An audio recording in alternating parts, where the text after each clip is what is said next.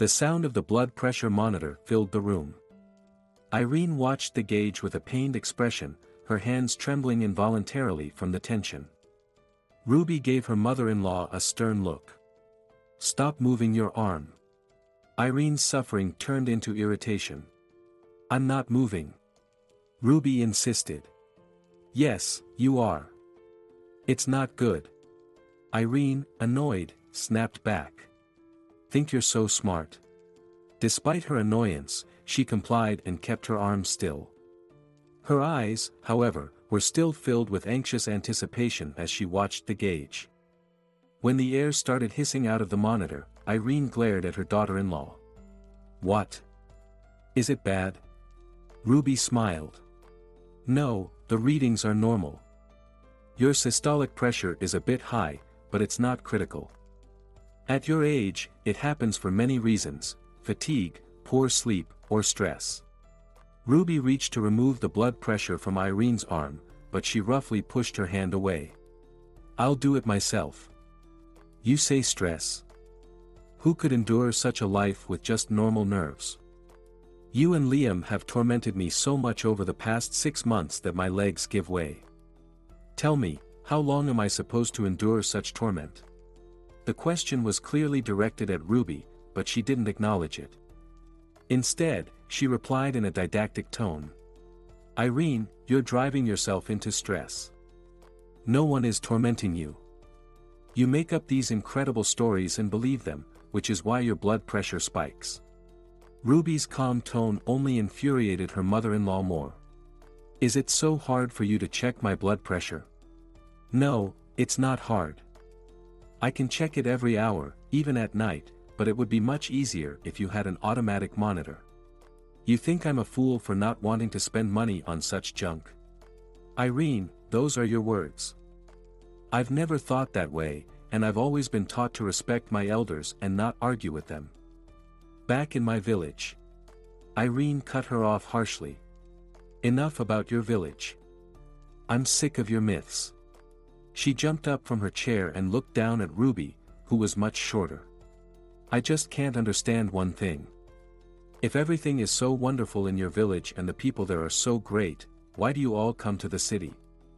You should stay there and enjoy your rural life." With the same calmness, Ruby replied. "Everyone has the right to choose where to live and work.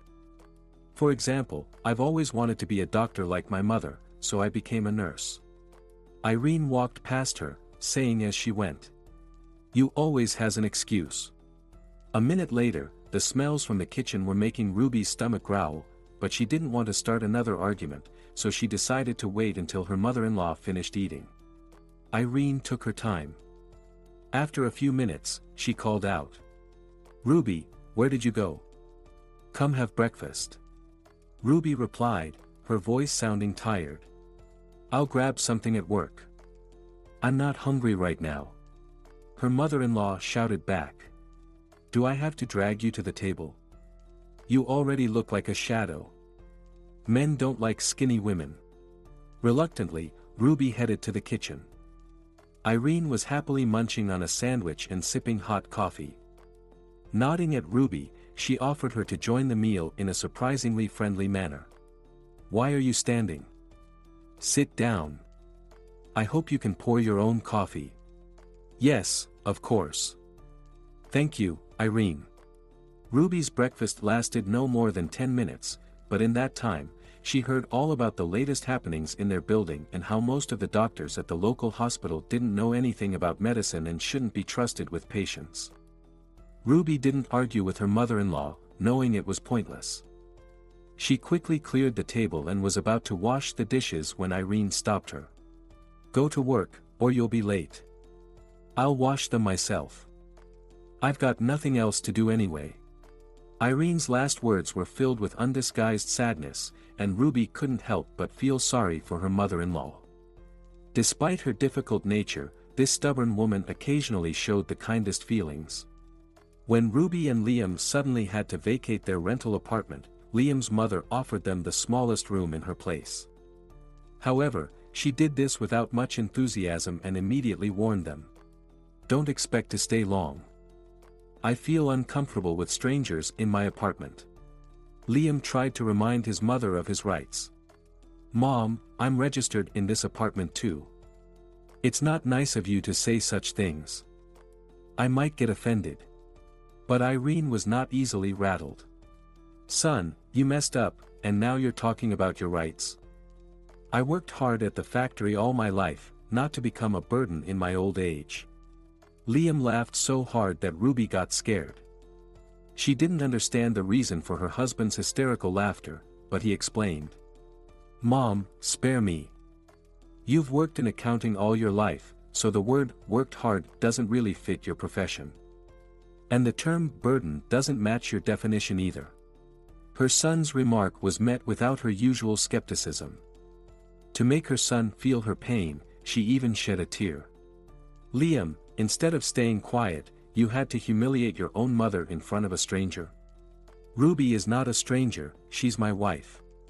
This reminder infuriated Irene the most. Son, she's your wife, but to me, she's nothing. All this was said in Ruby's presence, clearly intended to hurt her. At first, Ruby cried in secret and even thought about leaving Irene's house, but her young husband pleaded with her. Ruby, it will pass. I know my mother too well. She seems tough, but she's really a very sensitive woman. Do you want me to talk to her? Ruby desperately wanted her mother-in-law to at least respect her. But no matter how hard Liam tried, he couldn't change the situation.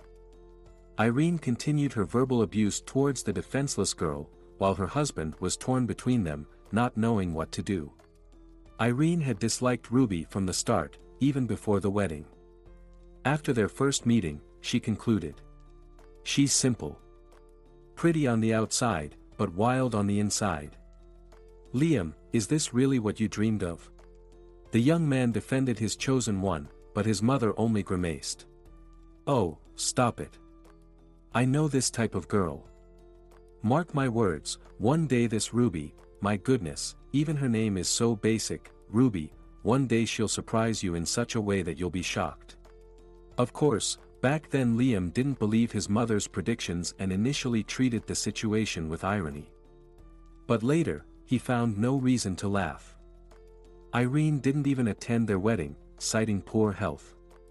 Liam was deeply hurt by his mother's absence and for a year and a half, he barely communicated with her. He responded curtly to her regular calls. Mom, don't worry, I'm fine. No, I'm not starving. Ruby cooks wonderfully. Typically, his mother ended the phone conversation with a standard question. I'm curious, Liam, what did that country girl do to make you turn away from your mother? Liam tried to explain that it was she who started this ugly game, but Irene would hang up before he finished. She was convinced that one day her son would come back to her. That moment of triumph came a year and a half after his hasty marriage. The young couple had been hopping from one rental to another. The landlord of their latest apartment gave them just a day to vacate, and with no other options, Liam informed his mother that they had nowhere to live. Irene didn't hide her joy. She dragged her son into the kitchen and started feeding him. Eat, you're so thin, only your eyes are shining. This is what happens when you neglect your mother. Liam tried to get a word in, but Irene didn't even pause to catch her breath. He listened silently, knowing that their immediate future depended on her. After half an hour of lecturing, Irene finally stopped. You think I'm heartless? No, I'm not. For your happiness, I'm willing to tolerate your so-called wife in my house. Liam wanted to correct his mother, but feared she might change her mind. He mumbled softly. Thank you, Mom. We will never forget your kindness. Irene beamed. All right, bring your princess over. Liam went to the hospital where Ruby worked. When the young woman heard that they would have to stay with her mother-in-law, she protested. Liam, I don't want to accept help from your mother. I don't trust her sincerity. She can't stand me. His wife's resistance angered Liam, and he couldn't hold back. You both are driving me crazy. Ruby, you know we can't choose our mothers. can you just swallow your pride for a bit? Bear with it until we sort out our housing situation. I promise I'll start looking for a cheap place first thing tomorrow. But Liam's promises turned out to be empty words.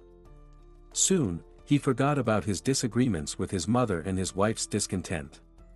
For the first week of their cohabitation, Irene was the epitome of hospitality. Every evening, she baked cookies or an apple pie and treated her son and daughter-in-law. Eat up, don't be shy. Maybe one day you'll thank me for my kindness. She even seemed to establish a connection with her daughter-in-law, sometimes waking up at 6 in the morning to prepare breakfast for them. However, this honeymoon period ended abruptly when Ruby used Irene's shampoo without asking. Irene expressed her outrage to her son. Liam, teach your wife the basic rules of decent behavior. Then again, what do I expect? Does a country bumpkin even know what etiquette is? Despite this direct insult to his wife, Liam didn't defend Ruby. He feared losing the home comfort he had been accustomed to since childhood. His silence was taken by his willful mother as approval. She began to complain to her son about Ruby, accusing the young woman of being sloppy. "Oh, son, I didn't want to say anything, but your wife is quite incompetent. I asked her to peel potatoes, and she left all the eyes. Maybe that's how they do it in the countryside." Later, Irene criticized Ruby for washing clothes incorrectly and using too much water. She even noticed how long Ruby spent in front of the mirror before work. "Liam, make sure she doesn't cheat on you. Those country girls are all brazen and always on the lookout for a richer man." This statement Liam couldn't let slide. "Mom, has Ruby ever given you any reason to say such nasty things about her? And are you going to wait for a reason? Watch out, Liam. Your Ruby might get pregnant by someone else, and then you'll be raising and supporting someone else's child for the rest of your life. Mom, don't you dare talk about my wife like that. And don't you shout at your mother. You'd better listen to what I'm saying." Irene eventually achieved her goal. She managed to plant a seed of suspicion in her son's heart. But the old schemer wasn't satisfied with that. She devised a grand plan to get rid of her daughter-in-law once and for all. However, she couldn't accomplish such plans alone, so she found an ally among Ruby's colleagues. Her personal informant became Hannah, a nurse in the therapeutic department where Ruby worked. This naturally envious woman had a vivid imagination and told Irene such stories about Ruby that made her blood run cold. But Irene knew that gossip alone wouldn't build a strong case. She needed a powerful argument that could eliminate her rival in one blow. And she was determined to wait for the right moment. Despite holding a college degree, Irene didn't understand much about the laws of physics. However, her life experience had taught her that negatively charged people are attracted to each other by an unknown force. When she had problems with her blood pressure and Ruby arranged for her to be treated in her department, Irene immediately saw Hannah as a useful fool. Her suspicion was confirmed when Ruby warned her mother-in-law upon her admission to the hospital. "Irene, try to stay away from Hannah." "Why? Does she bite?" Ruby smiled. "No. She hasn't been caught in such behavior yet, but her tongue. Is it better not to get involved with her? Don't worry about me, I can put any upstart in their place with one word." On the very first day of her hospital stay, Irene confirmed her capabilities. She didn't like the quality of the bed linens and decided to voice her complaints. The outraged patient raised her voice. "I'm not going to catch ringworm or dermatitis in your hospital." Hannah looked at the patient in bewilderment. "Ma'am, what's the complaint? What's wrong with the linens?" The patient unfolded the bundle and pointed to a crimson stain. "What's this?" "Then I'll tell you, it's an old blood stain. This is a disgrace." Hannah was shocked and stuttered in her defense. "It's a mistake. All our linens go through several stages of processing. Listen, save your lies for someone else, not me. I'll go to the ministry, and you'll be the first to be fired because you're a lousy nurse." A frightened Hannah began to beg Irene not to escalate the situation. "Please forgive me. Of course, it's my fault, I overlooked it. But I'll fix it right away. I'll get you a new set of linens with tags. Hannah personally changed the bed linens and, in the following days, went out of her way to please the demanding patient. Irene was only in the hospital for a week, but it was enough time to understand a lot. The main thing she grasped was the peculiar relationships within the staff. The doctors formed a special caste and spoke to everyone condescendingly. Nurses and orderlies were merely a necessary part of the work process to them. The only person with free access to the doctor's lounge was the nurse. Hannah often complained to the doctors about anyone who had made a mistake. Irene caught Hannah in this undignified act just before her discharge. She needed the attending physician's signature and entered the lounge without knocking. Hannah was passionately recounting some nurse's mistake.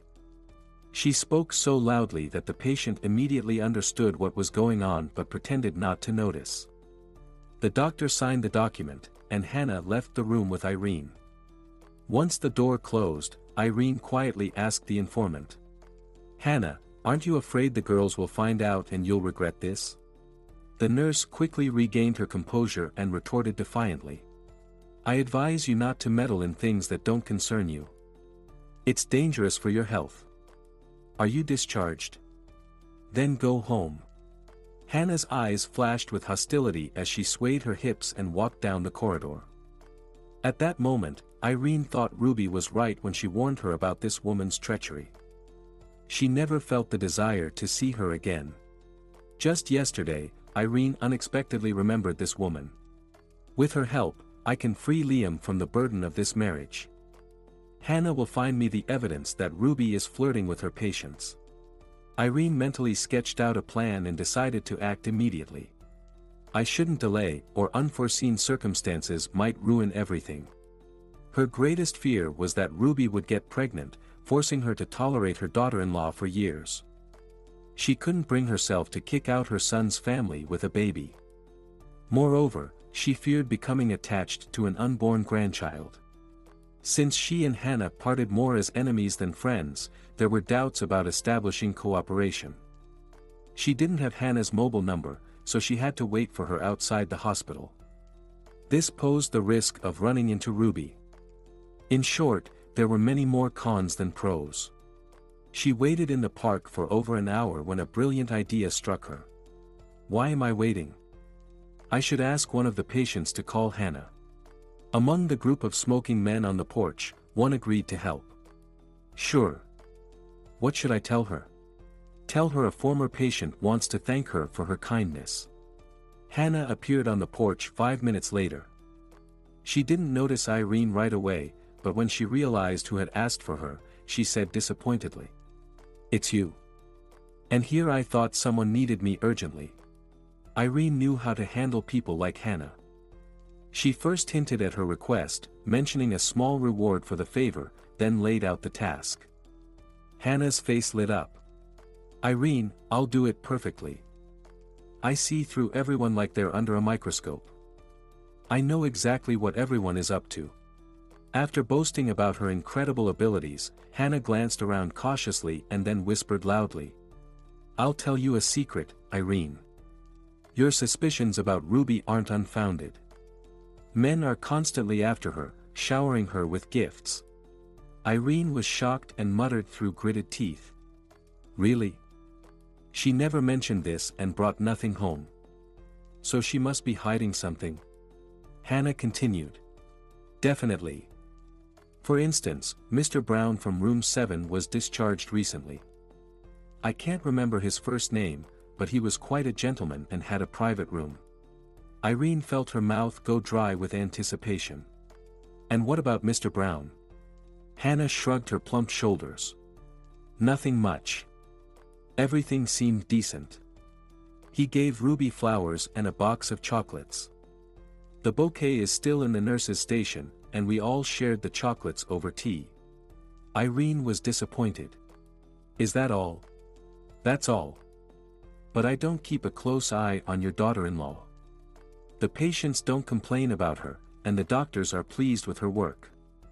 They say she's young but quick-witted. Ruby learns fast, and her force skills are better than some of the experienced nurses. That's why they assigned her to the procedure room. Irene realized the conversation was veering off course.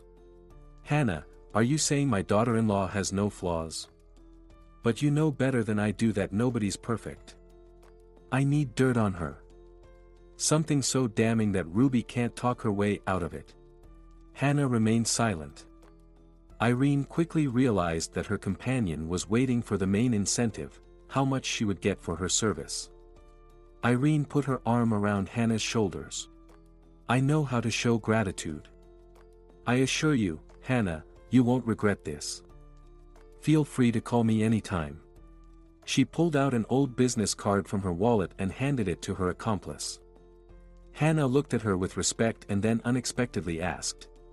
Professor Michael Lloyd, is he by any chance related to you? My brother studied under him. Irene froze. Yes, he was my husband. But unfortunately, he passed away. I've been a widow for 8 years now. Her last words were spoken with a hint of sorrow, and Hannah, seizing the moment, said emotionally. That's so sad. My brother always spoke highly of your husband. He never missed his lectures. I, too, was widowed early and never remarried. Who knows how long the women would have exchanged pleasantries if Hannah hadn't been called back. An unfamiliar nurse burst onto the porch and called out loudly. Hannah, how much longer do I have to wait for you? Hannah turned pale. That's the head nurse. I need to go. She rushed back into the hospital, leaving Irene to walk thoughtfully towards the bus stop. Her imagination was vividly painting scenes of revenge against her hated daughter-in-law, picturing Ruby crying and begging Liam for forgiveness. Lost in her fantasies, Irene nearly collided with a man walking in her direction. He managed to step aside just in time and grumbled. Watch where you're going, lady. Irene looked at the man in astonishment, something about his appearance strikingly familiar. He stopped too, staring at her in disbelief. Irene? Is that really you? Her heart skipped a beat, and she exhaled in fear. Vince? A traditional silent moment followed. The man was the first to regain his composure and even smiled. Irene. What a surprise. I knew we would meet again someday, but I never expected it to happen in a hospital park. Though, considering our age, it's understandable. Irene was still recovering from the shock, her thoughts scattered. She could only smile foolishly and nod at her former classmate. With a smirk, Vince asked. Do I look that different? I recognized you right away. 30 years have passed, but you haven't changed much. Still beautiful and unapproachable. Irene looked at the distinguished man in an expensive suit, unable to believe that this was the same Vince who had been in love with her during their student years. She immediately forgot about her plans for revenge on her daughter-in-law, as this meeting with her past stirred pleasant memories in her heart. Irene had often regretted things in her life, as she, like many others, frequently made mistakes. But her biggest mistake was with Vince. He was a handsome guy, and many girls dreamed of winning his heart, but Vince fell in love with Irene right from their first year. She captivated him not only with her beauty but also with her strong character. Irene always achieved her goals and could lead her classmates. The boys often teased Vince. With a wife like her, you'll never fail. Such girls are rare these days, so Vince, you're a lucky guy. Vince would blush, but he was pleased that his friends approved of his choice. Irene also accepted his courtship for a long time. But he later realized that she did it out of boredom, not genuine feelings. The news that Irene was dating Michael, their economics lecturer, hit him like a 10-point storm. Vince didn't believe the rumors and demanded an explanation from his beloved. Irene, as usual, responded bluntly. Yes, I'm dating Michael Lloyd. After all, girls aren't forbidden from seeing single men. This answer floored him. He lowered his head and said uncertainly. I thought we were serious, and we would get married soon. We've been together for 2 years. She laughed. you thought. Vince, do you know what my grandmother says? Vince shook his head, and Irene continued to wound his pride. Only fools think, smart people act. Seeing that her unlucky suitor was on the verge of a nervous breakdown, Irene softened her tone. Vince, we've been friends, and I'm very grateful for everything you've done for me. But, unfortunately, you can't command the heart to love. It chooses on its own. Vince took this blow of fate hard. He didn't bother his beloved and quietly stepped aside. In September, when the new academic year began, Irene found out that Vince had left the city. But she was no longer interested in the fate of the boy she had rejected, as all her thoughts were occupied by Michael Lloyd. Her classmates envied Irene. Why do some people get lucky while others don't? Such questions didn't bother Irene in the least, and she would reply. Because, girls, those born to crawl can't fly, that's the law of life. Unsurprisingly, after such remarks, the girls started to avoid her, and some quietly hated her.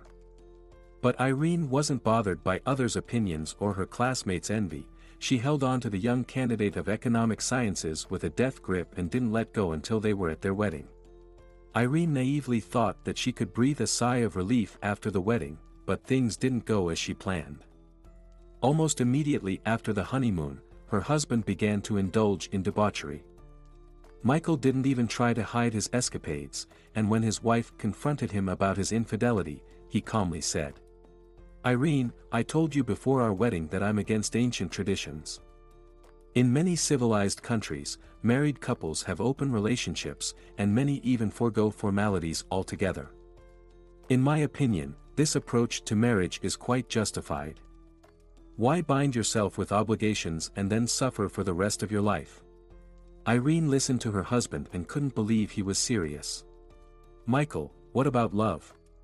He smirked. My dear, love is a concept invented by romantics. Sure, there's some attachment between people, but personally, I don't intend to depend on that feeling. What about me? Irene asked. You're my legal wife, and I don't plan on changing that status for now.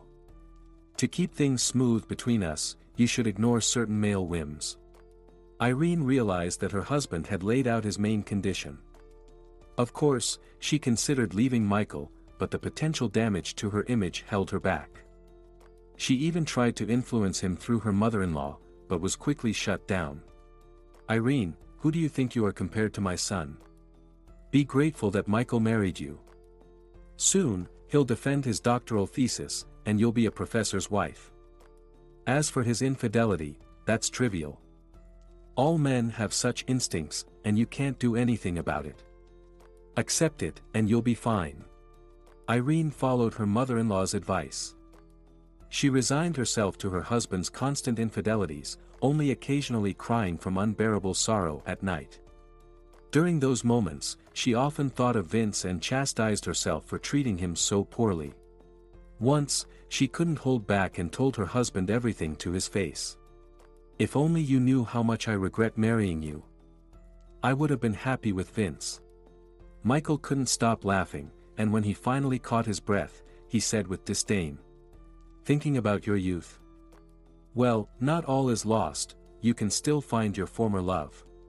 Irene mentally wished for divine retribution on her husband. Whether her prayers were heard or it was mere coincidence, shortly after that conversation, Michael had a stroke. The doctors managed to save him from death but warned. Michael, no more excesses. One wrong step, and you could become disabled or die. For a while, the professor adhered to all the guidelines and stopped cheating. But it didn't last long.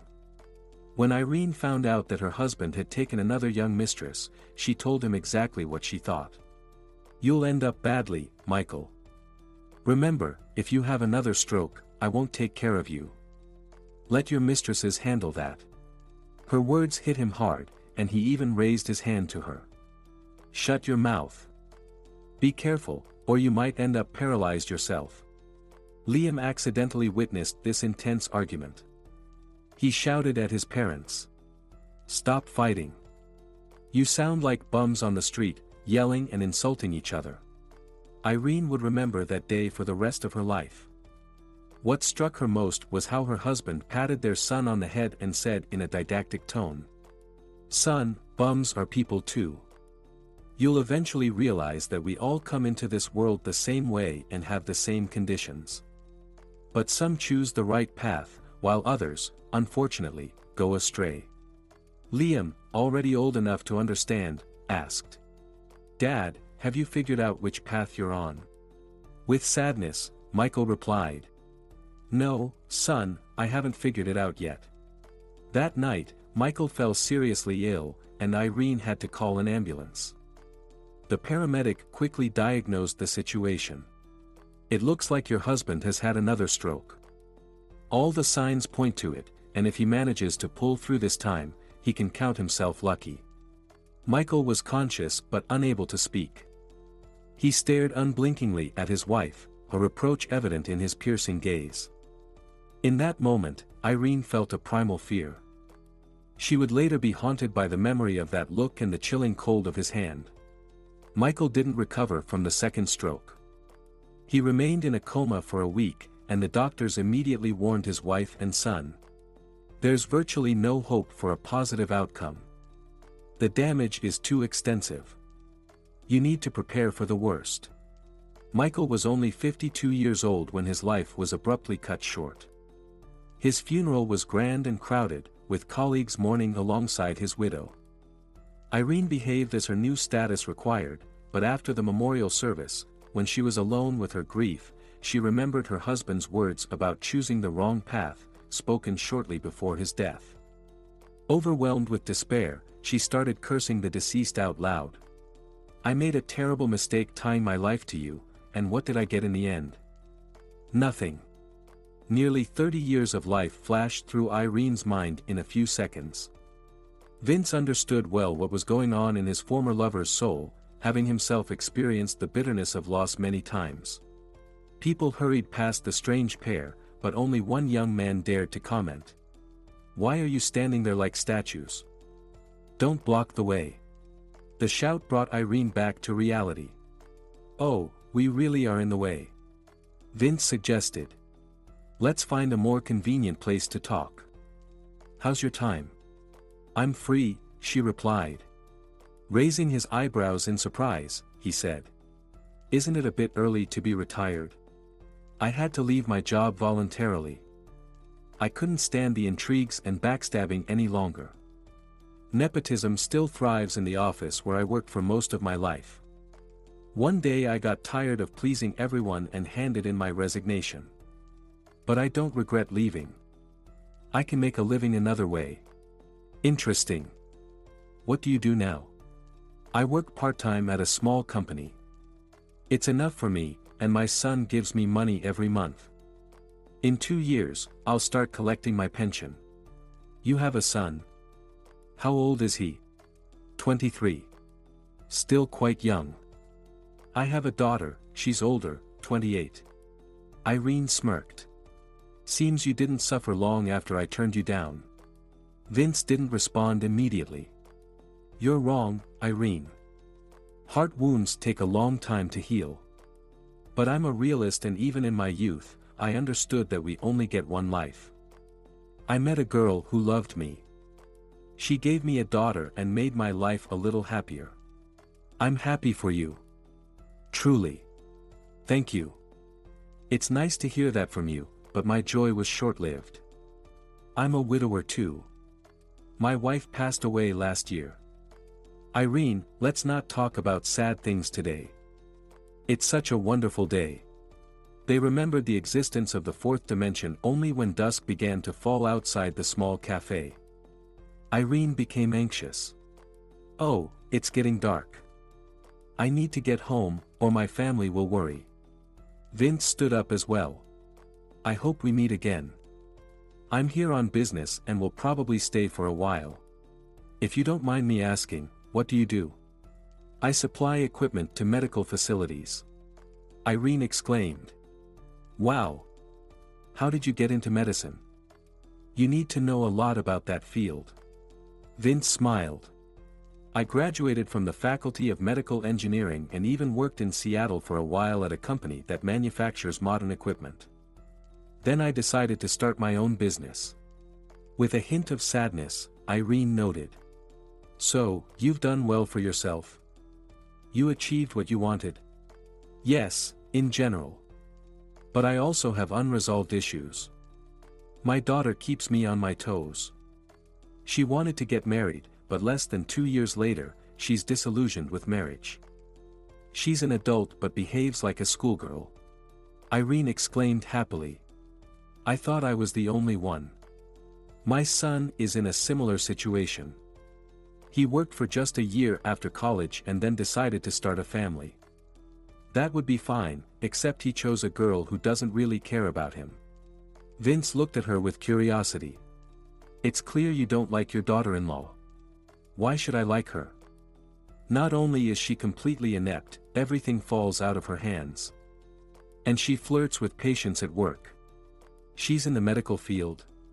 Yes, she's a nurse at the same hospital where we met today. I don't know what to do. I feel so sorry for my son, but I can't help him. Irene looked at Vince with hope, and he understood her glance correctly. I can't guarantee anything, but maybe I can help your Liam. What does he do for work? He's into computers. He develops some kind of programs and often works through the night. But he's had bad luck with his job. Vince listened attentively, then said. Programmers are in demand everywhere today. I'll try to help your son as an old friend. They arranged another meeting, and Vince walked Irene to the bus stop. This encounter not only awakened pleasant memories in Irene's heart but also reminded her that life doesn't end just because you're a bit over 50. Vince's looks said a lot, and it was no coincidence that he mentioned he was also a widower. Her imagination immediately responded to the call of a lonely soul, creating images of a possible future where she, Irene, finally finds happiness.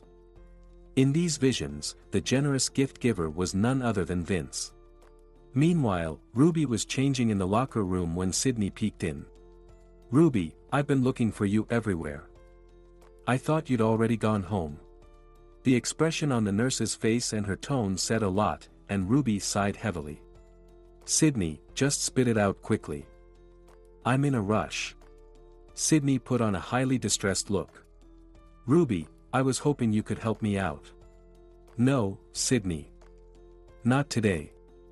My husband and I planned to go to the movies yesterday. Ruby, can't you move it to tomorrow or another day?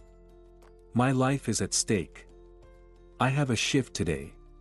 Ruby calmly replied. The schedule hasn't changed, and you knew about your shift. You should have arranged a swap earlier. Sydney grabbed her hands. Ruby, it slipped my mind. I only remembered this evening about my date. Then it's not that serious if you forgot. Ruby, don't nitpick. Haven't you ever been in such a situation? No, I haven't. I keep important things in mind. Ruby picked up her bag and headed for the door. At that moment, Sydney burst into tears. It's easy for you, you have a husband, but I can't seem to get my life together. One thing after another gets in the way. Despair overwhelmed the young nurse, and she smeared her makeup with her tears. I know I'm disorganized and make constant mistakes, but that doesn't mean I don't deserve to be happy. Ruby patted Sydney's back. Don't cry, it'll be all right. Fine, I'll cover for you today, but this is the last time. Sydney ignored the last part and hugged Ruby, kissing her cheek. Ruby, you're a lifesaver. I swear this is the last time. If you want, I can pay you back. Ruby pushed her away gently. I don't need your money, but make sure you tell the head nurse, or we'll both get in trouble. Sydney squealed with joy. Ruby, you're my savior. Don't worry, there are no difficult patients on my shift, but pay extra attention to one patient, Anderson. Who is he? Some relative or friend of the chief doctor, I'm not sure, but he's a difficult man. Thanks for the heads up. I'll try to keep him happy. Sydney ran off, and Ruby had to put her white coat back on. This kind of shift swapping was common in their department, and the head nurse, Erica, encouraged such mutual help. Every nurse in our department should be ready to cover for another at any moment. Just remember to inform me in advance. You understand, I need to be aware of any changes. Though it wasn't always possible to fulfill that last condition, she usually overlooked such lapses. This time, she was also surprised to see Ruby on duty. "Ruby? What are you doing here?" "Sydney asked me to cover her shift for a few hours." "That scoundrel. I'll give her a piece of my mind tomorrow." Erica's heartfelt speech drew the attention of Hannah, who stood with her mouth wide open. The head nurse scolded her. "Hannah, don't open your mouth so wide, or you might tear it." Hannah shot a disapproving look at both the head nurse and Ruby, muttering something under her breath as she walked away. The head nurse nodded in her direction. "She'll report everything to the hospital administrator tomorrow. Such an unpleasant person. Just the sight of her makes my whole body itch." Ruby smiled. "I didn't know that type of allergic reaction existed." The head nurse sighed. "Dear, when you've worked as long as I have, you'll learn a lot more. All right, you handle things here, I'm off." In their conversation, Ruby forgot to inform Liam that she would be working until 9. But before she could dial her husband's number, he called her. "Ruby, where are you?" "Liam, I'm still at work. A colleague asked me to cover her shift, and I couldn't say no." Her husband indifferently accepted the news. "All right, work away. I'll go watch the game at Bob's." Having sorted out her family matters, Ruby decided to check on the patients. She knew almost all of them by name, as she administered their injections or set up their IVs daily. She entered room 7 last. She expected to find an elderly man, as this category of patients often had high demands on the medical staff. Instead, a middle-aged man was lying on the bed, his legs crossed. He didn't move when she entered. He demanded, "New here?" Ruby had encountered various types of people, but this level of rudeness was new. Though she was filled with indignation, she answered calmly, "You're mistaken. I've been working here for a long time." Anderson smirked. "I haven't noticed you before. I work in the treatment room. Your floor nurse asked me to cover her shift today." The man suddenly jumped up, then sat back down on the bed. Ruby rushed to him. "Are you feeling unwell? Dizzy?" Strong male arms unexpectedly wrapped around her waist. "No, I'm fine. But I'll feel even better if you sit with me for a while." Stunned, Ruby didn't immediately grasp what had happened. She tried to break free from his grip, but he just laughed. The door to the room was ajar, and Ruby saw a familiar silhouette, Hannah, flash by. The patient followed her gaze and quickly let go. "It seems we were being watched. I'm sorry, I didn't mean to put you in an awkward position.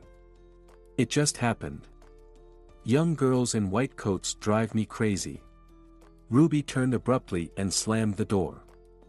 In the dim corridor, she spotted Hannah lurking. Anger surged through the young nurse, and she snapped. "Hannah, it's not nice to eavesdrop and spy. I don't care what you do with the patients. I wanted to change Anderson's bed linens." Ruby smirked. "Changing linens at 7 in the evening? Remarkable. And how's that? Your shift ended 2 hours ago, yet you're still here. Don't you want to go home?" "Of course I do, but I care about my work." Hannah continued down the corridor, and Ruby watched her leave, thinking, "What an unpleasant woman." That evening, she had no idea what a significant role Hannah would play in her future. A few days later, patient Anderson was discharged, and Ruby forgot about the unpleasant incident involving him. Unexpected changes in her personal life also kept her preoccupied. One evening, Liam came home from work in high spirits. Ruby even thought he might have had a drink, but he laughed. "Unfortunately, I didn't get the chance to have a glass of wine, though there is a reason to celebrate." "Ruby, You can't imagine the opportunity that has come my way. Ruby was burning with curiosity. Come on, spill it, or I'll bite you. Hearing the noise in the hallway, Irene came out of her room. She immediately seized upon her daughter-in-law's playful threat. Oh my, what kind of words are those? I'll bite you. Liam gave his wife a meaningful look and whispered. Please, just ignore it. To his mother, he said. Mom, maybe it's time to end this silly feud. The woman agreed. Maybe it is. So, what's got you so excited? The young man gave his mother a loud kiss on the cheek. Mom, it's all thanks to you. You introduced me to Vince, and today he called me from Seattle. Long story short, I've been offered a job there. A radiant smile appeared on Irene's face, while Ruby, on the other hand, looked at her husband with unconcealed anxiety. Liam, are you going to Seattle? His mother decided to answer for him. What kind of silly question is that? This is a once-in-a-lifetime opportunity. Ruby continued to stare at Liam, unblinking. But what about me? To diffuse the tension, Liam hugged his wife. Ruby, as soon as I get settled, I'll let you know, and you'll come join me. I think it will take a month or two, no more. Why are you so worried? I'm not moving to the ends of the earth. Really, what's there to worry about? Irene glanced at her daughter-in-law, and Ruby noticed a malicious glint in her eyes. The next day, Liam quit his old job. The allure of a new, unknown life beckoned to him like stars in the evening sky. He was so eager to dive into the whirlwind of exciting events that he decided to leave for Seattle that very day. The women were taken aback by Liam's decision not to delay his departure. During the packing, they kept forgetting this and that. Irene eyed her daughter-in-law with a look of both disdain and something else that made Ruby feel extremely uncomfortable. Fortunately, Irene did not go to the station, giving the young couple a rare chance to say goodbye without her interference. In the end, Ruby couldn't hold back her tears.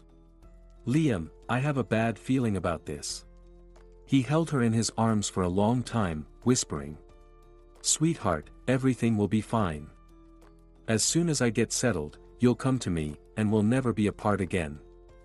We'll buy an apartment there, and soon we can think about having a child. Ruby clung to her husband, repeating. Everything will be fine, right? Right. The conductor began urging the passengers. Take your seats, or the train will leave without you. As the train began to move, Ruby blew kisses to her husband and whispered sweet words. He smiled back and drew hearts on the window glass. After Liam's departure, the days dragged on monotonously. Time felt like a thick, colorless mass slowly enveloping Ruby. In this cocoon, she struggled to breathe, desperately longing for a breath of fresh air. Her only solace was the daily calls from her husband. He usually called in the evenings, detailing how things were going in his new job. Ruby listened with bated breath, never daring to interrupt. Only at the end did she always ask the same question.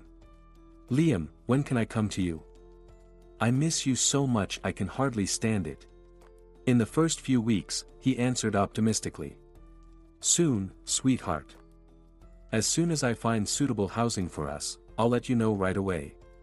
Then, those promises started to sound less optimistic, and one day Ruby noticed irritation in her husband's voice. Sweetheart, why do you ask the same thing every day?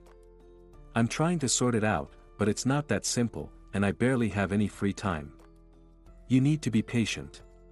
Ruby was willing to endure any hardship, but living with her mother-in-law in the same apartment was unbearable. Irene watched her every move, and the worst part was that she did it silently. To make her life more bearable, Ruby started taking night shifts. Erica was surprised by the young nurse's unusual request. Ruby, why this sudden desire to work nights? What will your husband think about it?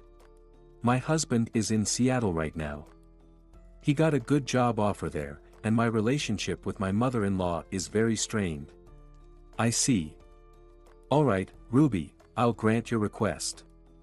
But I'm seriously concerned that after night shifts, it will be hard for you to work in the procedure room.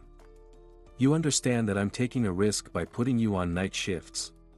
Erica, you know very well that there's always a chance to get a couple of hours of sleep.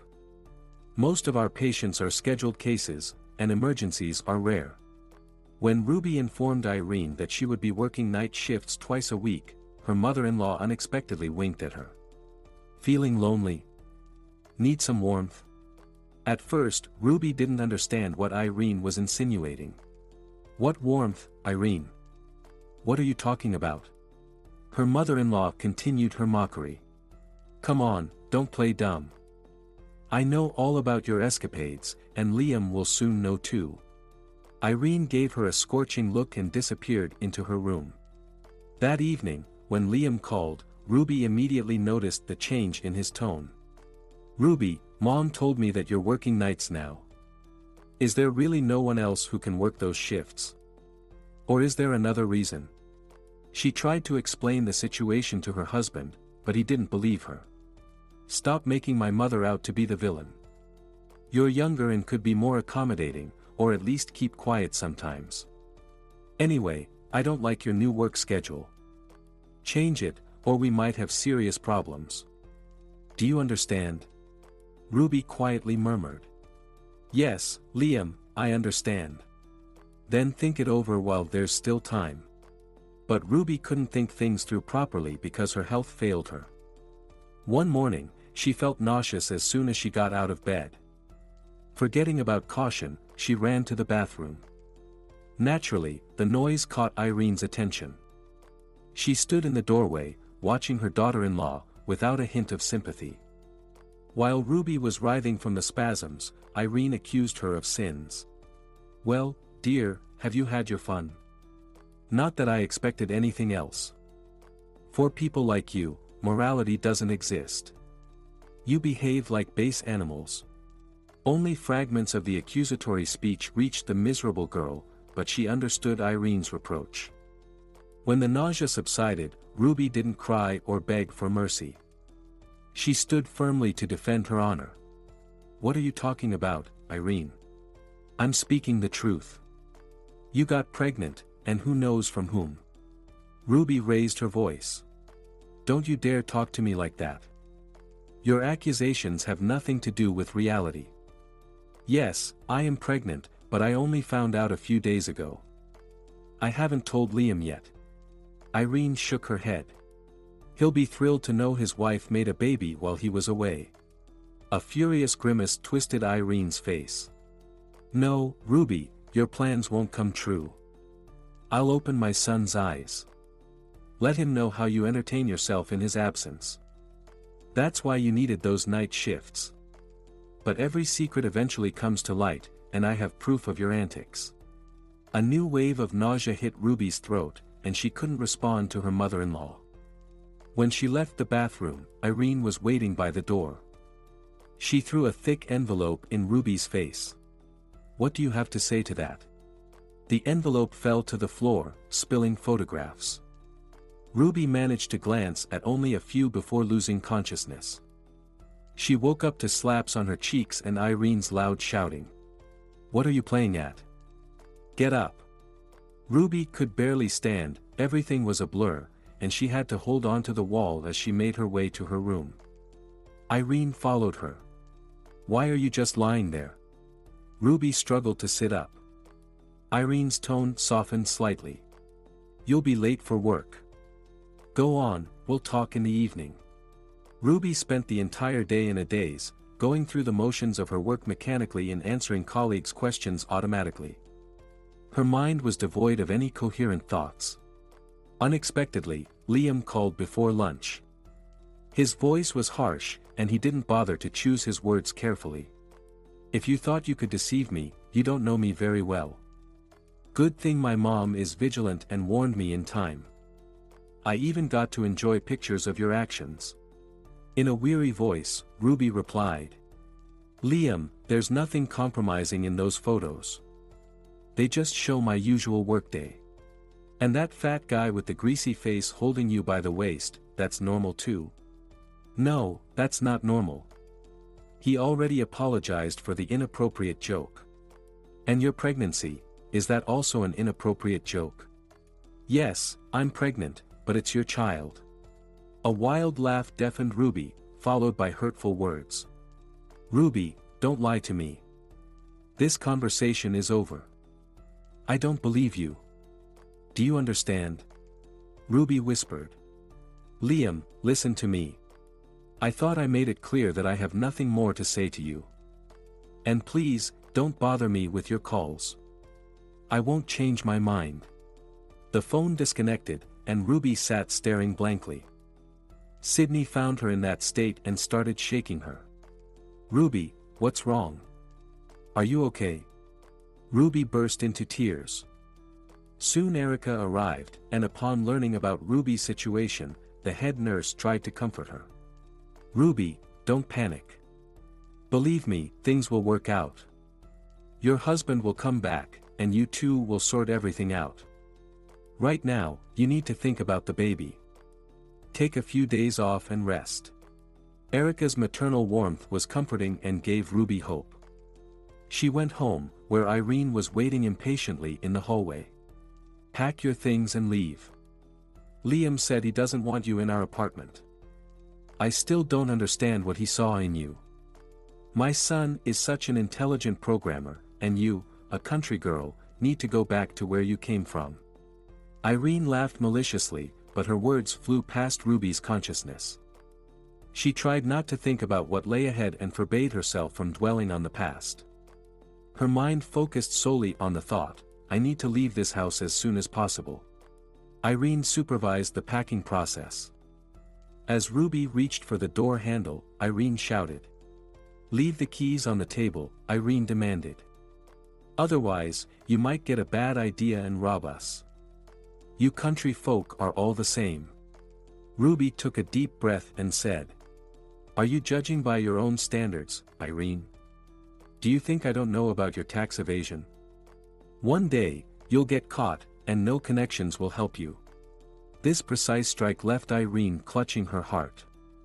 Ruby knew her mother-in-law too well and saw through her frequent tactics. She didn't rush to offer help but instead turned and slammed the door. Ruby didn't know where to go or what to do. She wandered aimlessly around the city for several hours, ignoring Liam's calls. Only when it got dark did she head to the bus station. She already imagined the rumors that would spread in her village upon her return. But Ruby, like her mother Clarice, had always been indifferent to gossip. What concerned her more at that moment was how her mother would react to everything that had happened. In recent years, her mother's health had deteriorated significantly. She often fell ill but never took her treatment seriously, joking instead. All my ailments are due to nerves. Ruby knew her mother wasn't exaggerating. She had witnessed drunken scenes her father created almost every evening. One night, in a drunken rage, he raised a hand against Ruby because he didn't like her response about her lessons. Clarice managed to shield her daughter, taking the brunt of her husband's fury. After the assault, her father smugly said, "Did you get what you deserved, protector? How many times have I told you to stay out of it?" The woman showed no signs of life, and her drunken husband kicked her in the side one last time. When that didn't wake her, he muttered calmly, "I'll teach you some manners," and went off to bed. Ruby, thinking her mother was no longer breathing, ran to the neighbors. Soon, an ambulance arrived, followed by the police. They restrained the bewildered father and shoved him into the car as he screamed, "You have no right. Let me go. This is all a conspiracy. I've never touched my wife." But no one believed the drunkard. The day after the beating, Clarice's condition worsened. It took almost 2 months for her to recover from a severe concussion and bruises. During this time, Ruby lived with their neighbor Tricia, who treated her kindly and constantly scolded her father. "Ray, your father was a handful even when he was young. He took after his father, who drank heavily and didn't live past 40. Ray will meet the same fate if he doesn't change his ways. If I were your mother, I wouldn't forgive him this time. He could kill you both one day." Clarice didn't forgive her husband, and he was sent to serve time in a low-security prison. For about 2 years, he wrote letters begging for forgiveness, but then the letters stopped. Ruby's mother told her he would never bother them again. When Ruby was in the 7th grade, her mother remarried. Tim was nothing like her father. He always dressed neatly and wasn't a drinker. Most importantly, he treated Ruby well, calling her his daughter from the very first day. He was a bus driver and often took her on his routes. "I can't show you the whole world, sweetheart, but I'll make sure you see the best parts of it." He loved to joke and always kept the passengers entertained. Ruby liked her new stepfather and did everything she could to make him like her. Clarice was happy that peace and tranquility had finally returned to their home. One day, Ruby overheard her mother confiding in the neighbor. "Trisha, it's funny how life turns out. I never expected this. Tim courted me in my youth too, but I chose Ray because he seemed braver. Love blinds you, and you ignore the flaws. You, Clarice, didn't want to see what the whole village saw. But now you have a chance to be happy. Tim is a good man. He won't let anyone hurt you, and he loves Ruby like his own." When Ruby graduated high school and had to choose a profession, it was her stepfather who advised her to go to medical school. "It's a noble profession, and you'll always have a job. Your mother heals people, and you can continue the family tradition. Start as a nurse, and then maybe go to university if you don't get married first." Ruby found the 3 years of nursing school painfully long.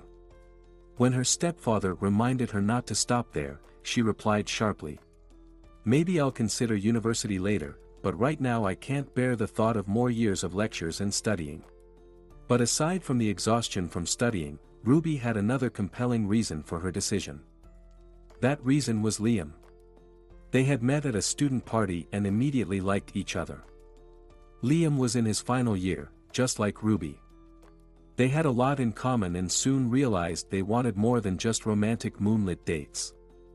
When Clarice learned her daughter planned to marry a guy she had known for only 3 months, she nearly had a heart attack and tried to convince her. "Ruby, marriage is very serious. You need to know someone well before tying your life to theirs." Tim defended Ruby. "Clarice, how old were you when you got married?" She was taken aback. 19.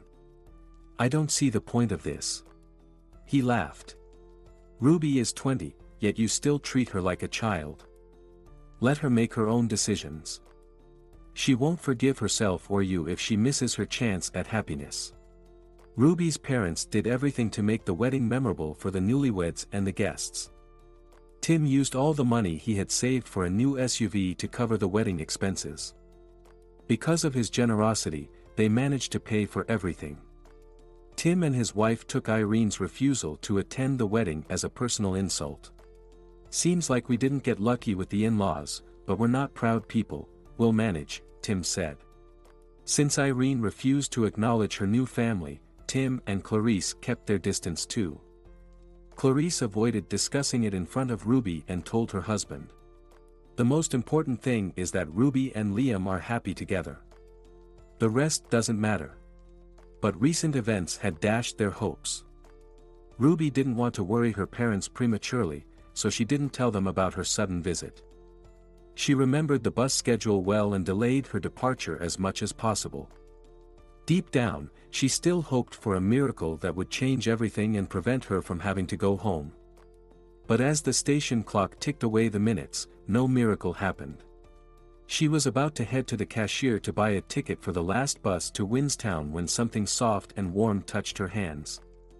Ruby looked down to see a 4-year-old girl smiling up at her. "What's your name?" Ruby surprised beyond measure. But she managed to conceal her emotions and replied calmly, "I'm Ruby." "And who are you?" "Everyone calls me Kaylee." "Except Samantha calls me Kay," the little girl explained. Immediately, Ruby wondered who this Samantha was. Kaylee clarified. "Samantha is my daddy's sister. She takes care of me instead of my mom, who left us." Ruby glanced around, trying to spot the unfamiliar Samantha, but Kaylee happily pointed her out. "There's Samantha. I wanted a drink, and she went to get some water." Approaching them was a friendly brunette in her 30s with a short haircut. She eyed Ruby suspiciously at first, then turned her attention to Kaylee. "Kaylee, how many times have I told you not to bother strangers?" Feeling awkward, Ruby interjected. "It's okay, we were just having a nice chat." Kaylee added eagerly. "Her name's Ruby, like my teacher at daycare." The girl turned to Ruby again. "I used to go to daycare. There were lots of kids, but then we moved. Where I live now with Daddy, there's no daycare, so Samantha comes to keep me company." Kaylee seemed about to say more, but then a voice crackled over the intercom announcing that the bus to Windstown would depart in 5 minutes from Platform 7. Ruby hurried to the ticket counter. "I haven't bought my ticket yet." Quickly purchasing it, she dashed towards the bus, already running late. Once aboard, Ruby scanned the seats for a spot and heard a familiar voice say, "Ruby, over here. Samantha will hold me, and you can sit." Ruby squeezing through the luggage cluttering the aisle, Samantha greeted her with a warm smile. "Get comfortable. I apologize for being nosy, but are you visiting relatives?" Samantha asked. "I haven't seen you around Windstown before." "No, I'm here permanently," Ruby replied. "I'm originally from here, but I've been away for a long time. First for college, then I got married."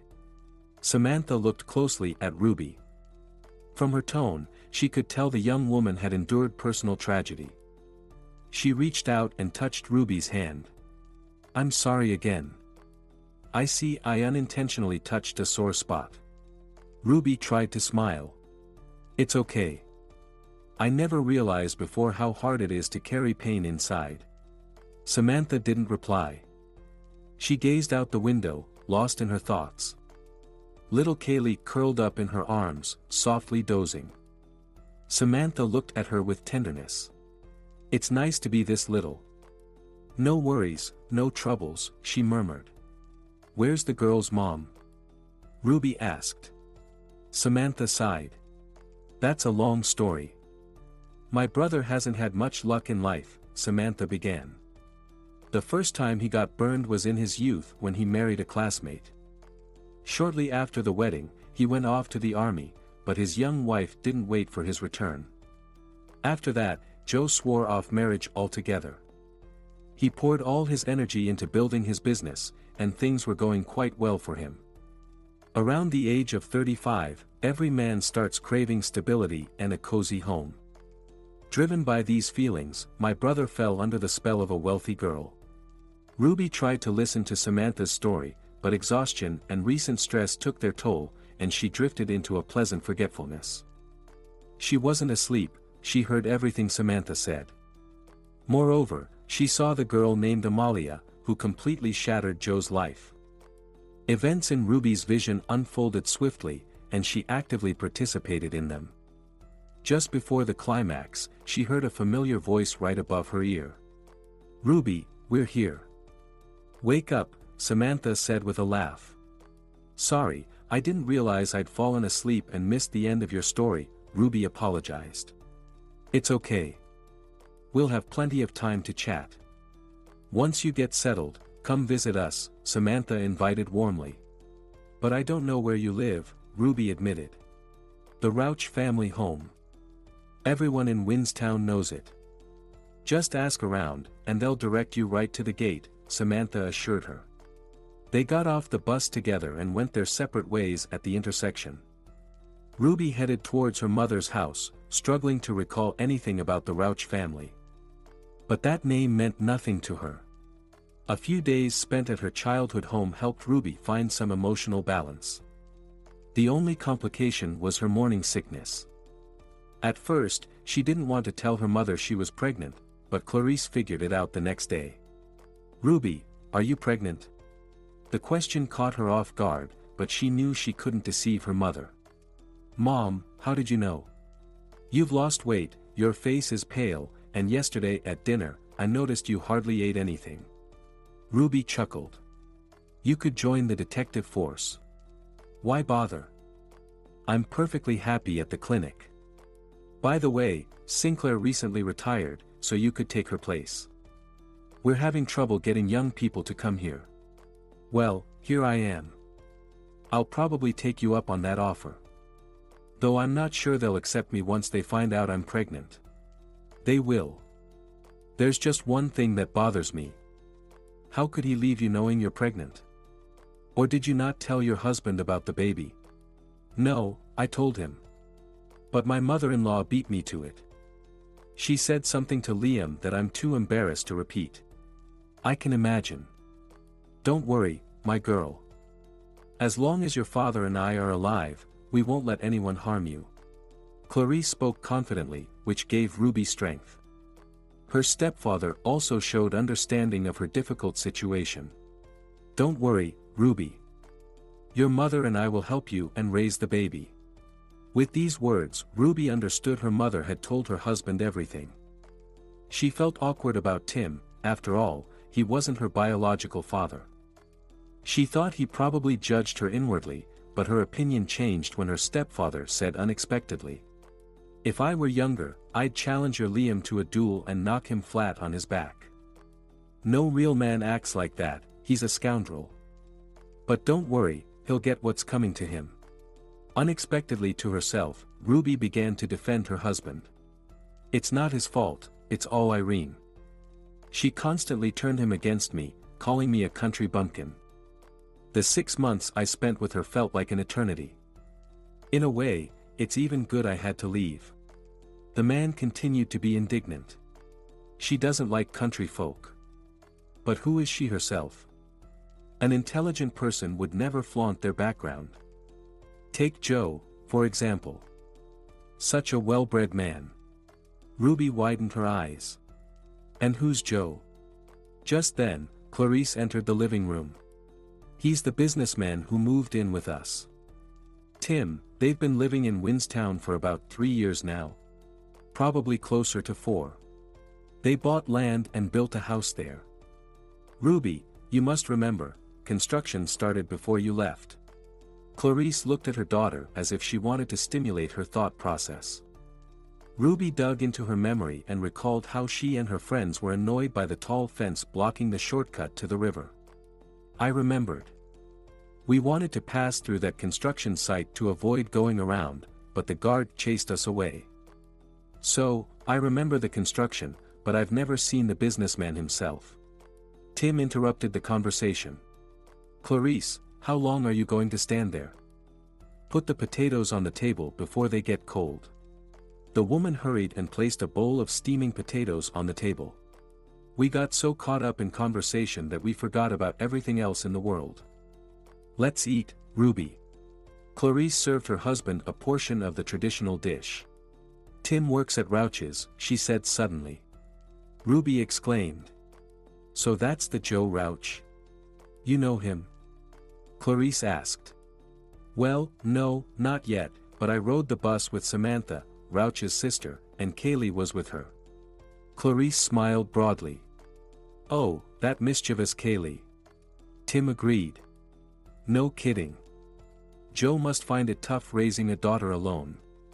It would have been much easier if it were a boy. Ruby remembered Samantha's story from the bus, which had left her utterly puzzled.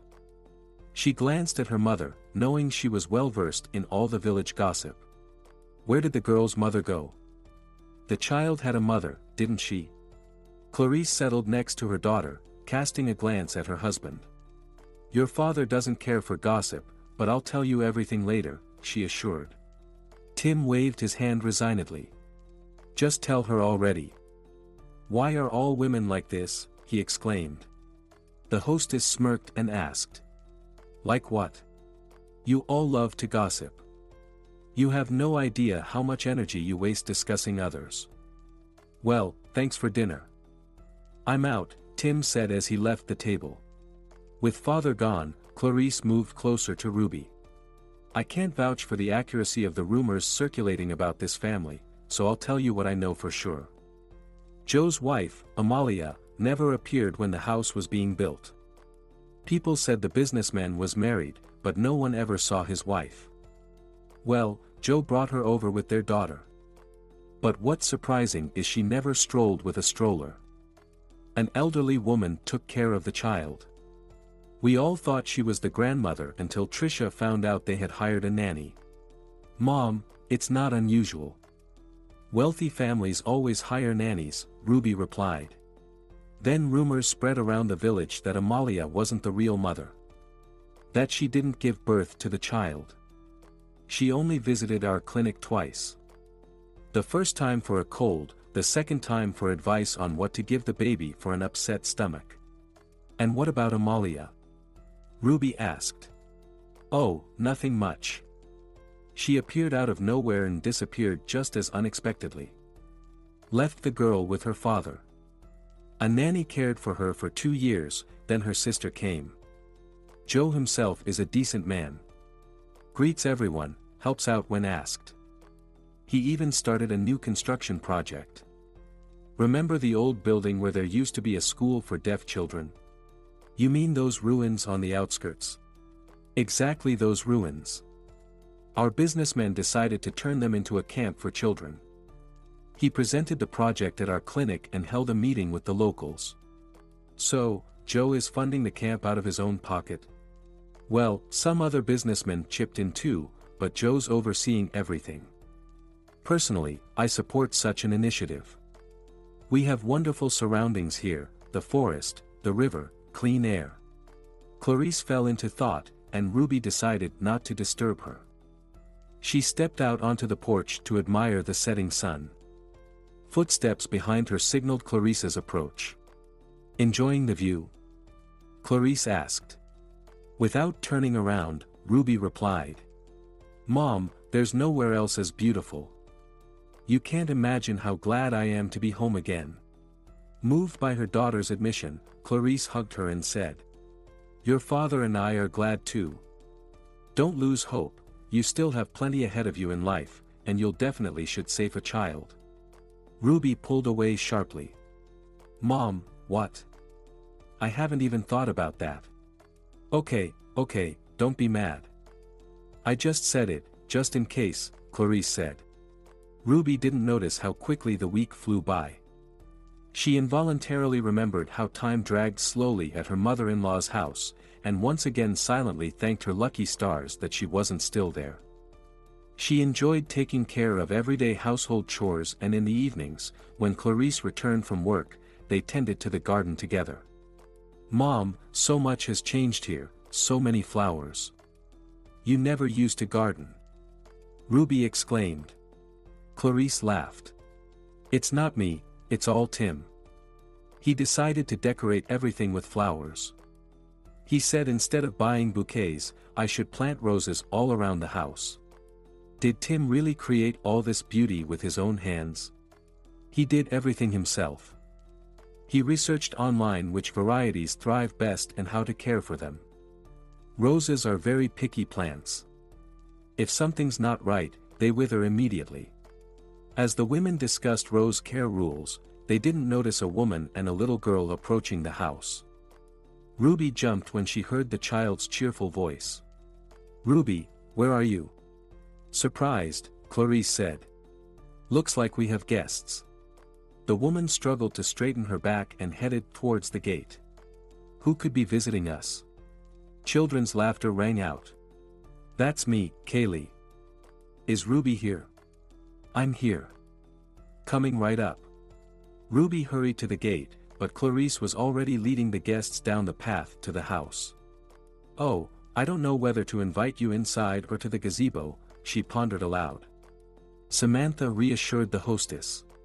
Clarice, just a moment. We came to remind Ruby about the promise she forgot. Ruby made a funny face and crossed her arms. I confess, I completely forgot. It's so nice at home. I relaxed, and everything slipped my mind. While the adults exchanged pleasantries, Kaylee decided to explore the plants. She gently touched the roses and said, Please don't prick me, it'll hurt. Samantha warned the little girl. Kaylee, don't touch the flowers, you might get pricked. No, Samantha, these flowers aren't mean, they promised not to prick me. So when are we going for a walk? You said we'd visit Ruby and then go for a walk. Samantha smiled. Well, there you go, she's been talking about you all week. Where's Ruby? Why isn't she coming to us? Did she like you for some reason? Kaylee, I liked you too from the moment you touched me and asked who I was. Wait for me, I'll just wash my hands, and then we'll go for a walk. I'll show you my favorite spots. We also have our favorite spots where Kaylee and I like to spend time, Samantha added. For over an hour, they strolled through picturesque surroundings. Kaylee eagerly picked wildflowers and tried to catch grasshoppers. Samantha kept an eye on her niece while chatting with Ruby. I'll be leaving soon. I have my own things to attend to. Been here a whole month, finding inspiration, Samantha remarked. Are you an artist? Ruby asked. Sort of. I design beautiful and comfortable clothes instead of painting, Samantha replied. Wow. It's the first time I've seen a living designer up close. You know, back in school, I dreamed of everyone dressing beautifully. Our parents are in medicine, and I was also predicted to have a medical future. But I didn't betray my dream. You can't imagine what it was like when my parents and brother found out I lied to them. I pretended to study medicine for almost 2 years. If it's not too personal, what do your parents do? My mom is a psychotherapist, she has her own clinic. And my dad, well, his specialization shocks all our acquaintances. He's a medical examiner, deals with corpses. Ruby, you won't believe it, but our dad is a fanatic about his profession. He says he can't imagine himself in any other role. Not surprising. It's a calling. Samantha, can I ask you a rather blunt question? Samantha paused. I think I know what you're curious about. There are various rumors circulating in Windstown. There's even a version that Kaylee was kidnapped and is being hidden here. I haven't heard that yet. I don't know the backstory. I mostly live with my parents. They moved to Philadelphia. When Joe married Amalia, it was like he found a new lease on life. He always dreamed of having children. But Amalia had some issues. Then she disappeared for almost a year and came back with Kaylee. Long story short, I never saw her pregnant. She's always been strange, with weird things happening to her often. So, I wasn't even surprised when I found out she ran away from Joe, leaving him with a 2-month-old daughter. And your brother, did he look for her? Why bother? You see, Joe isn't the type to plead. He's a tough guy and never airs his problems in public. You really should meet him sometime. Joe's a very interesting person. He travels a lot and reads smart books. Twilight was quickly settling in, so the girls hurried home. Kaylee kissed Ruby goodbye. Come visit me, I'll show you my dolls.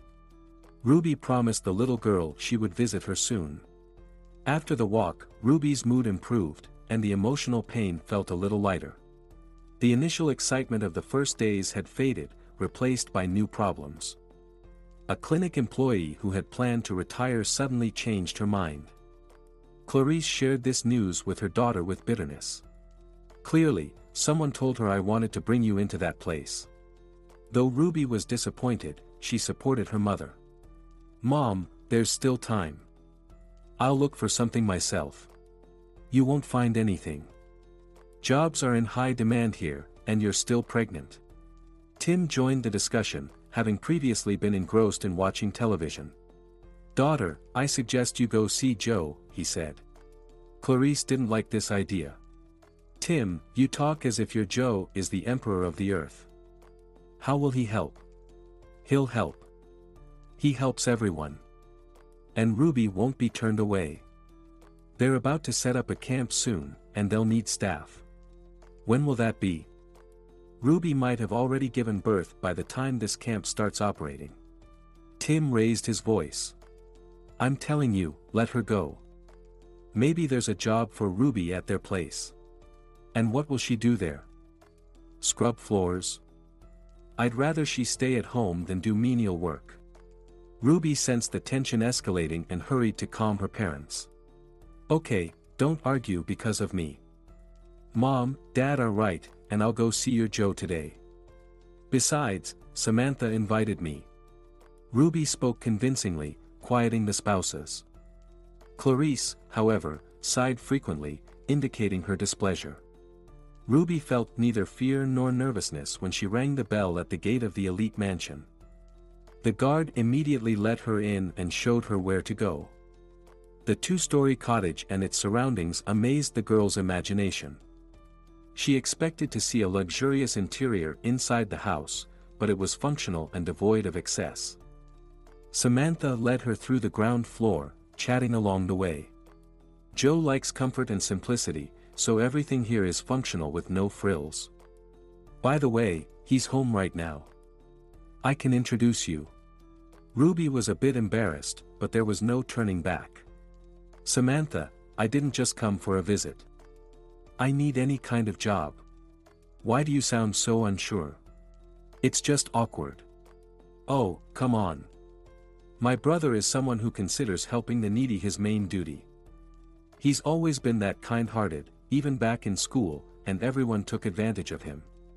The stairs leading to the second floor creaked, and Ruby saw a man descending. Samantha, what are you saying? By your description, I must seem like Superman. Here he is, in the flesh. Joe, let me introduce you to my acquaintance, Ruby. Joe gave his sister a mocking glance. Samantha, be simpler. Pretending doesn't suit you. He extended his hand to the guest. Joe Rouch, nice to meet you. Kaylee has been talking about you for days. My daughter has a good sense for people. She never gets it wrong in that regard. Ruby smiled. Yes, you have a wonderful girl. Thank you, but my intuition tells me you didn't come here just to praise my daughter. Am I right? Yes, I'm looking for work. I really need it. I'll try to help you. But such important matters aren't settled on the stairs. Let's go to my office. Joe headed upstairs, and Ruby hurried after him. They talked for almost 2 hours. For the first time in her life, Ruby felt relaxed and at ease alone with a complete stranger. He listened attentively without interrupting. When she fell silent, he remarked solemnly. You're so young and have already experienced so much hardship. I understand you very well because I've also been through a lot in my life. I know there are various rumors circulating about me and my runaway wife. Ruby blushed involuntarily. A person can't carry the burden of problems for long. I'm quite private, not even my own sister knows everything about me. But with you, Ruby, I feel very comfortable. You have a way of putting people at ease, and with you, I can open up. Joe paused, carefully choosing his words, and then, with great delicacy, shared with Ruby something he hadn't told anyone else yet. My second wife, Amalia, had issues with her health and couldn't conceive. I really wanted to have a complete family. Knowledgeable people suggested that this dream could be realized through surrogacy. You're in medicine, you've probably heard of this method. Of course, it's quite common today. We decided to try it ourselves. We found a good woman, drew up the contract properly, and concocted a believable story with my wife so that no one would suspect anything. My parents still don't suspect what actually happened. At first, my wife was eager to become a mother. She strictly followed the doctor's recommendations, but after 6 months of waiting, Amalia couldn't bear it anymore. Before Kaylee was born, she ran away. I found her quickly and brought her back, hoping she would come to her senses. Ruby asked cautiously. Did you build this cottage with the expectation that among strangers here, no one would ask unnecessary questions? That's right. You understand how delicate this matter is. Besides, it was too late to back down. Our surrogate mother didn't want another child and decided she didn't want to be a mother anymore, and neither did my wife. Right after the birth of our daughter, she started drinking. Several times I pulled her out of bars and brought her back home. It made her angry, and she would run away again. And then she said something that shocked me. She said she didn't feel attached to the girl and would never love her. She even suggested putting the child in an orphanage. You understand, after such statements, I had to isolate the child and hire a nanny. But Amalia wasn't bothered by this, and she finally left me. Your story is worse than mine. This is the first time I've heard of such a case. Amalia is an extraordinary woman, she likes to surprise. In fact, that's why I fell for her. I thought with such a bright woman I wouldn't be bored, but it turned out like this. But you have a wonderful daughter. That's for sure. Now Kaylee is the meaning of my life. But it's hard for me alone to cope with all the responsibilities. Business and charity take up all my time. I even cut down on sleep to 5 hours just to keep up. So I'm happy to accept any help. Samantha will be leaving soon, and I was already thinking of hiring a local woman to look after Kaylee. And then you came along. I don't know, will my offer suit you? It will. I can even clean the house so I'm not sitting idle. No, that's unnecessary. For me, the main thing is my daughter. Ruby flew home on wings. She told her parents every detail, keeping the story of the businessman's daughter's birth secret. Although Kaylee was a very active child, she listened to Ruby. Of course, sometimes the girl misbehaved. Ruby, just don't tell Dad anything about me, or he gets really upset when I'm naughty. Just don't misbehave. Ruby, I try, but I can't because my hands and feet are disobedient. The 4-year-old girl had a very rich imagination, and in the evening she entertained Ruby with scary stories she made up herself. One day Ruby came up with the idea of writing down all these stories. Kaylee, I will write down what you come up with, and then when you grow up, you will read your creations. This proposal inspired the girl, and in the evening she announced to her father. Dad, Ruby and I decided that I will be a writer. And what else have you decided? The girl didn't answer that question but unexpectedly shifted the conversation to a completely different topic. But first, she gave a significant glance at Ruby's protruding belly and then asked. Dad, is it true that Ruby has a baby in her tummy? Ruby didn't know where to hide from embarrassment. Joe also looked away, but Kaylee was waiting for an answer. Dad, is it a tiny baby? The man struggled to speak. Yes, he's still very small now, but he'll grow bigger, he managed to reply. Dad, is it my little brother? This question shocked both the girl's father and Ruby. But Kaylee didn't wait for them to recover, she answered herself. Of course, having a little sister is better because you can play with her, but you can cuddle with a little brother. The girl started pulling Ruby's hand.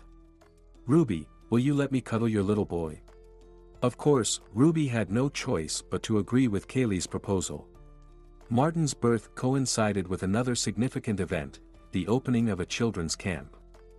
On that day, Ruby had just been discharged from the hospital, and Joe insisted she attend the opening. He brought her to the newly built building. The young mother involuntarily became the center of attention. Villagers congratulated her, not forgetting to hint that now the businessman had a full set of children. Joe heard everything but wasn't embarrassed at all. After the ceremony ended with fireworks, Joe offered to drive her home. You can't imagine how eager Kaylee is to see the baby. Ruby promised that when the baby gets a bit stronger, they would visit. Ruby, would you like to move in with us? I'm offering this without any ulterior motive. It would just be more convenient for you here, with all amenities at hand, and I won't feel lonely. Besides, as you've probably noticed, everyone assumes we're married. Yes, I've noticed, Ruby replied. Ruby, maybe we can turn these two misfortunes into one happiness. This proposal didn't unsettle the girl because deep down, she hoped to hear those words. She wasn't entirely sure of her feelings yet, but she was drawn to this kind man who had helped her in a difficult time. The children's shouts were so loud that Ruby had to calm them down a bit. Kaylee, Martin, you'll make me deaf. Can't you stop yelling? Her son looked at her indulgently. Mom, everyone shouts in football. It's the way it's supposed to be. Ruby turned to her daughter. Kaylee, I never thought you'd play football like a boy. Mom, I didn't think so either, but it's so much fun. By the way, women also play football and even compete in the Olympics. Football players, did you forget about dinner? We didn't forget, Mom, but we have to wait for Dad. He promised to come early today and said we'd all go together to the city, to the zoo, 5-year-old Martin replied. The woman agreed. All right, let's wait for Dad. Suddenly, a doorbell rang across the lawn where the children were playing, and they all raced each other to get there. It's Dad who's arrived. Hooray! We're going to the zoo. Dad promised me yesterday. Ruby felt a tremor in her heart, an unfamiliar force compelling her to follow towards the door. By the time she reached them, the children were returning with disappointed faces. Kaylee said dispiritedly. Mom, no need to hurry, it's not Dad, just some stranger. At that moment, a security guard appeared. Ruby, they're asking for you. A foreboding feeling gripped her. She stepped outside, scanning around. She hadn't noticed a car nearby, from which a man with a trendy beard emerged. Confidently, he headed towards her. Well, Ruby. She sighed. Liam. You didn't recognize me. I thought as much. You've forgotten your husband quite quickly. If you haven't forgotten, we've been divorced for 5 years. And you were the one who initiated it. I don't understand why you're here now. Indeed, Liam bore little resemblance to the unsure youth she had hastily married years ago. He strolled along the sidewalk, shamelessly eyeing her from head to toe. Curious why I've come? Yes, I'd like to unravel that mystery. It's simple, Ruby. I wanted to see my son. After all, I do have a son, right? Ruby remained silent, her entire being filled with the burning hatred she had only felt once in her life, when her mother-in-law had kicked her out of the house. Liam stroked his beard, never taking his eyes off her. You thought you could hide from me in your village? I called you, but you never answered. I changed my phone a long time ago. Get out of here before I have security remove you. You've become quite tough, haven't you? No. I've always been like this. Yeah, you quickly fell into the arms of a businessman. Good for you, Ruby. Keep it up. Her ex-husband approached her almost uncomfortably close, and Ruby felt the smell of alcohol emanating from him. She couldn't help but remark. Are you completely out of your mind? Drunk and driving? Why do you care about me so much? You don't give a damn about me. Everyone doesn't give a damn about me, even my own mother. The old witch ruined my life. Now she's suffering herself. And you're no better than my mother. All you women think about is money. Liam, did you come here just to insult me? You better leave, or you'll definitely regret it. My husband should be here any moment now. Oh, you even have a husband. And I'm still single. I came here, imagine, to see my son. I want to talk to my heir. The boy who peeked out, he's my son. Bring him here. Darkness filled Ruby's eyes instantly. She remembered her perpetually drunk father and his fists, which in her fear seemed enormous. She remembered her mother applying thick layers of powder to cover the bruises on her face. A storm rose in her soul, and she grabbed Liam by the shirt collar, hissing. He's not your son. You abandoned your child, and back then, I had an abortion. Liam immediately deflated. I thought, they told me, you had a boy. Let me tell you again, he's not your son. Forget your way here. Lowering his head, the man walked back to his car. Ruby waited until the car disappeared around the bend before returning home. The children immediately noticed her somber mood and bombarded her with questions. Mom, what did that mister want? Did he say something to upset you? Kaylee asked. Martin also showed concern for his mother. Mom, you should have let me handle him. Dad taught me some moves for situations like that. Ruby chose not to explain the reason for her sudden sadness to the children. But after Liam's visit, she couldn't shake off the unease all day. Childhood fears resurfaced, fueled by her vivid imagination. Ruby anxiously awaited Joe's return and poured out everything to him. "Joe, I know him. Like his mother, he loves causing trouble in secret." Joe hugged his wife and comforted her like a child. "You're imagining fears. He won't come here again. I'll ask security not to let him near our home. And you said the right things to him. Let him lose any hope." "Joe, I'm afraid of losing everything. I only learned what true happiness is with you. Now it feels like that happiness is slipping away, like rainwater through my fingers." She buried her face in Joe's chest and broke into tears. "Joe, I'm afraid I won't be able to hold on to it." He stroked her hair gently and whispered, "Don't be afraid. You're with me, and together we can handle any difficulty. We've already been through so much together." Joe's words reassured Ruby. However, for several weeks, she feared going out on the street and jumped every time the gate bell rang. 6 months passed since Liam's visit.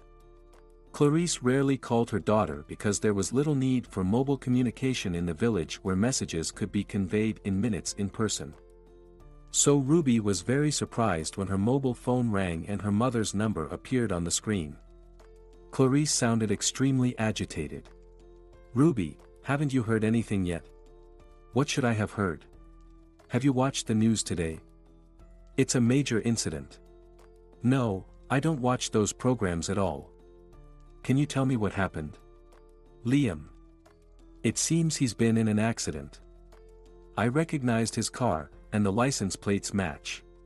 Ruby was struck not so much by the misfortune that had befallen her ex-husband, but by the fact that her mother knew such details. "Mom, did he come to see you too?"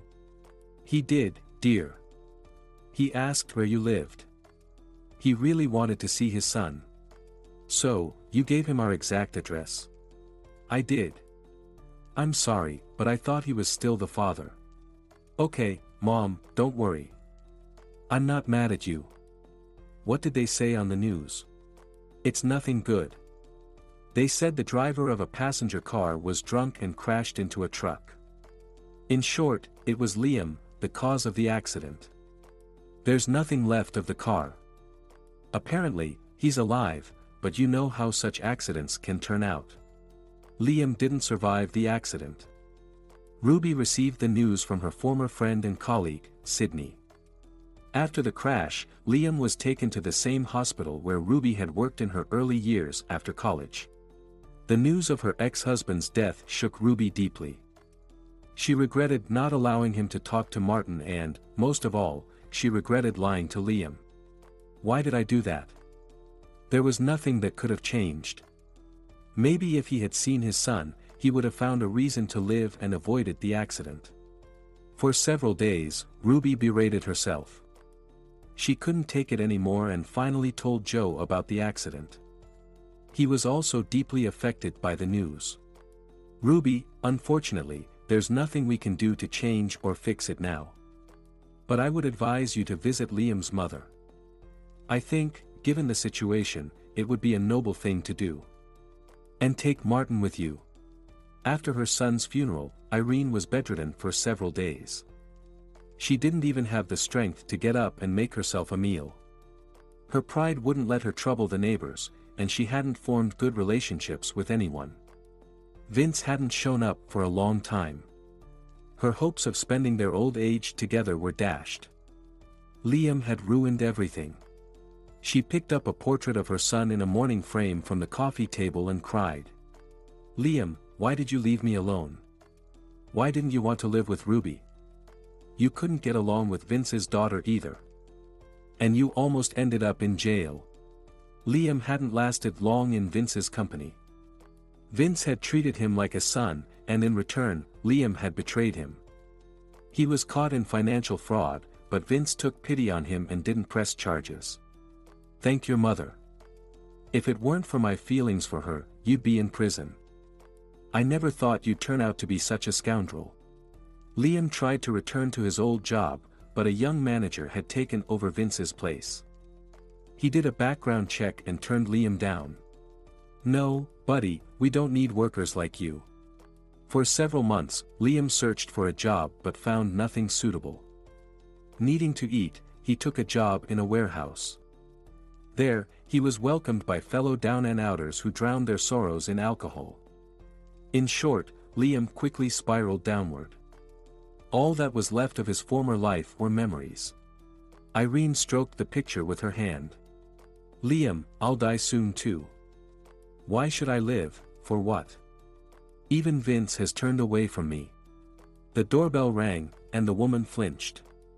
Leaning on her cane, she took small steps and called out to keep the unexpected guest from leaving. "Wait, I'm coming. I'll open it now, my legs just aren't working."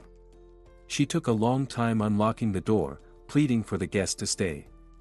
When she finally opened it, she gasped. "Ruby, is that you?" "Yes, Irene, it's me. Can I come in?" Irene stepped aside. "Come in, Ruby. Forgive the mess, but I've been very sick since I buried Liam." Tears began to flow from Irene's eyes. At that moment, Martin, who had been watching everything while clinging to his mother, spoke up. "Mom, who is this lady and why is she crying? Did something bad happen to her?" The shock was so intense that Irene stopped crying. She stared at the boy for a long time before whispering softly. "He looks so much like Liam." "Ruby, forgive me, you old fool. I'll never forgive myself for what I did to you back then. It was me, I was the one who set you up in front of Liam." Ruby hesitantly hugged her former mother-in-law. "I know, but I've long since forgiven you. Maybe it was meant to be this way for us. I'm also to blame for Liam. I refused to let him meet his son. I even told him that Martin wasn't his child. So I guess we're even." Irene put her hand to her mouth. "So, Liam never saw his son?" "No, but you can see your grandson. Martin and I will visit you, and you can call us." Irene started crying again. "Ruby dear, thank you. God must have sent you to save my soul." Martin watched his mother and the unfamiliar old lady with concern. He felt very sorry for her and decided to show his kindness. The boy approached Irene and gently patted her hand. "Miss, please don't cry. If you want, I can bring you a kitten or a puppy." Irene wiped her tears and smiled. "Please do, and come visit me too,